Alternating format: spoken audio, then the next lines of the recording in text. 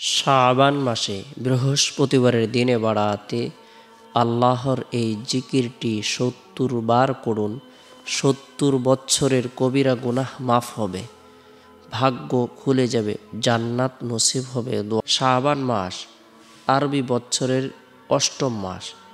এই মাসটি আরবি ১২ মাসের মধ্যে একটি উল্লেখযোগ্য ফজিলতের মাস। শাবান মাসকে বছরের ফজিলতপূর্ণ মাসের মধ্যে একটি অন্যতম ফজিলতপূর্ণ মাস বলেও আখ্যায়িত করা হয়। বিশেষত এই মাসের ১৪ তারিখ দিবাগত রাতে শবে বরাতের মতো একটি ফজিলতপূর্ণ রাত্রি এ মাসের মধ্যে নিহত বলেই এর মাহাত্ম্য, মর্যাদা এবং গুরুত্ব অনেক বেশি। শাবান আরবি শব্দ, এর অর্থ বিস্তৃত হওয়া, চারিদিকে ছড়িয়ে পড়া। এ মাসে রহমত বিস্তার করা হয়ে থাকে। এ মাসে আল্লাহ পাক রব্বুল আলামিনের পক্ষ থেকে বিশেষ নিয়ামত প্রদান করা হয়ে থাকে। শাবানকে শাবান বলে এই জন্যই নামকরণ করা হয়েছে, এতে রমজানের জন্য বেশি বেশি পুণ্য প্রকাশ পায়, সৎ কাজ প্রকাশ পায়। আর রমজানকে এই জন্য রমজান করে নামকরণ করা হয়েছে, এটা গুনাহকে জ্বালিয়ে দেয়। রাসূলুল্লাহ সাল্লাল্লাহু আলাইহি সাল্লাম ইরশাদ করেছেন, শাবানু শাহরি ও রমাদান শাহরুল্লাহ। শাবান আমার মাস, রমজান আল্লাহর মাস। সুবহানাল্লাহ। যে মাসের সম্বন্ধ স্বয়ং রসূল সাল্লাল্লাহু আলাইহি সাল্লামের সাথে হয়েছে, সেই মাস সর্বশ্রেষ্ঠ মাস হয়েছে, সেই মাস ফজিলতপূর্ণ মাস হয়েছে। নবী সাল্লাল্লাহু আলাইহি সাল্লাম শাবান মাসকে গুরুত্ব প্রদান করতেন। শাবান মাসে নবী সাল্লাল্লাহু আলাইহি সাল্লাম অন্য সময়ের তুলনায় বেশি বেশি করে নফল ইবাদত বন্দেগী করাকে পছন্দ করতেন, বিশেষ করে নফল রোজা রাখতেন। আমরা প্রত্যেকেই চেষ্টা করব শাবান মাসটিকে গুরুত্ব প্রদান করার জন্য, এই মাসে অধিক পরিমাণে নফল ইবাদত বন্দেগী করার জন্য। বিশেষ করে শাবান মাসের অন্যতম ফজিলতপূর্ণ একটি দিন হলো বৃহস্পতিবারের দিন, এবং সাপ্তাহিক সকল রাতের মধ্যে সর্বশ্রেষ্ঠ রাত হলো জুমার রাত।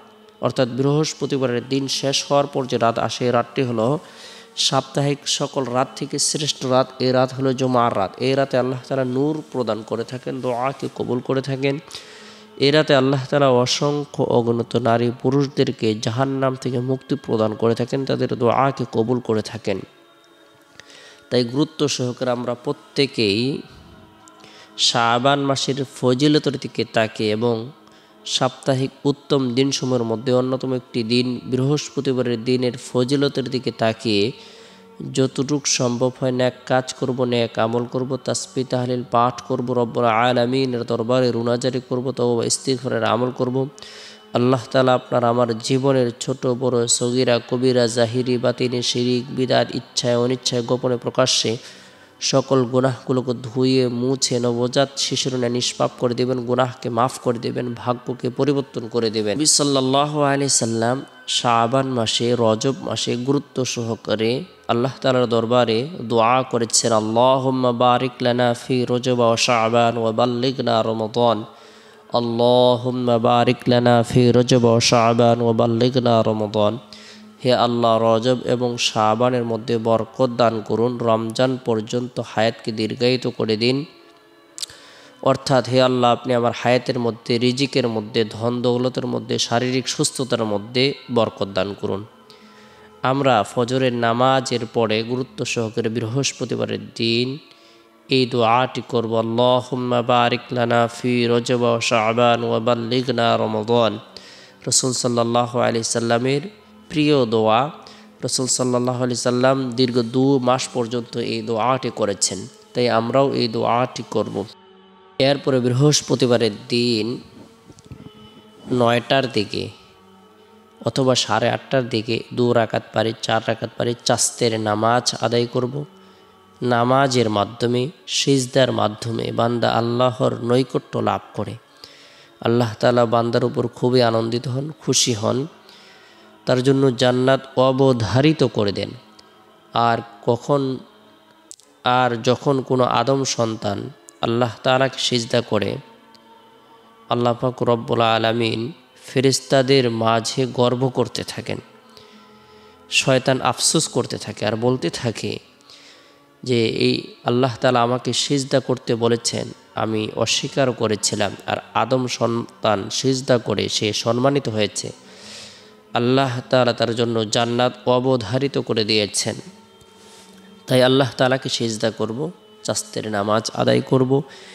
এরপরে বৃহস্পতিবারের দিন জোহরের নামাজ সম্পূর্ণ করার পর নিরিবিলি এক পরিবেশের মধ্যে বসে গুরুত্ব সহকারে গুনাহ মাফের উদ্দেশ্যে তওবার নিয়তে ৭০ বার ইস্তিগফারের আমল করব।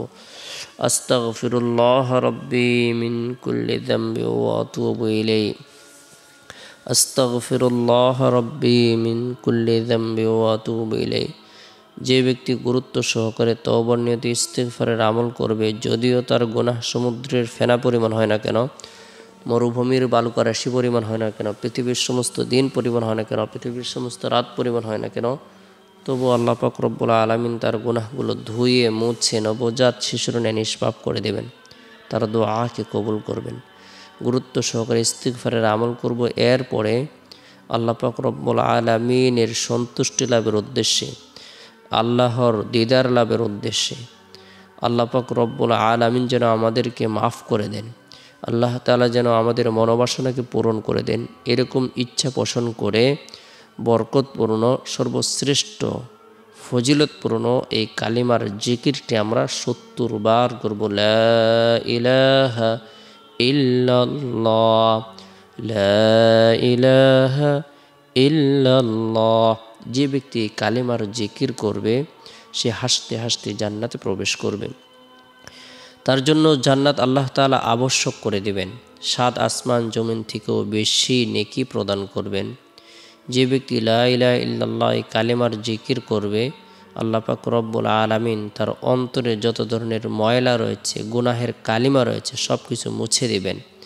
আল্লাহ তাআলা তার পদমর্যাদাকে বৃদ্ধি করে দিবেন। গুরুত্ব সহকারে কালিমার জিকির করব। এরপর রব্বুল আলামিনের দরবারে হাত উত্তোলন করে রোনা জারি করব, আল্লাহ তাআলা যেন আমাদেরকে মাফ করে দেন। এরপরে বৃহস্পতিবারের দিন আসরের নামাজ সম্পূর্ণ করার পর সুবহানাল্লাহ ৩৩ বার, আলহামদুলিল্লাহ ৩৩ বার, আল্লাহু আকবার ৩৪ বার এই তাসবিহ তাহলিল তাকবীর পাঠ করব। আল্লাহর পবিত্রতা বর্ণনা করব, আল্লাহর প্রশংসা বর্ণনা করব, আল্লাহর একাত্মবাদকে স্বীকার। এরপরে বৃহস্পতিবারের দিন শেষ হওয়ার পর যে রাত আসে, এই রাতটি হলো ফজিলতপূর্ণ একটি রাত। এই রাতের মধ্যে বিশেষ করে এশারের নামাজ সম্পূর্ণ করার পর গুরুত্ব সহকারে নবী সাল্লাল্লাহু আলাইহি সাল্লামের প্রতি মহব্বত রেখে, ভালোবাসা রেখে, আন্তরিকতা রেখে দুরূদের আমল করব। আল্লাহুম্মা সাল্লি আলা মুহাম্মাদিন আবদিকা ওয়া রাসূলিক ওয়া সাল্লি আলাল মুমিনিনা ওয়াল মুমিনাত ওয়াল মুসলিমিনা ওয়াল মুসলিমাত। আল্লাহুম্মা সাল্লি আলা মুহাম্মাদিন আবদিকা ওয়া রাসূলিক ওয়া সাল্লি আলাল মুমিনিনা ওয়াল মুমিনাত ওয়াল মুসলিমিনা ওয়াল মুসলিমাত।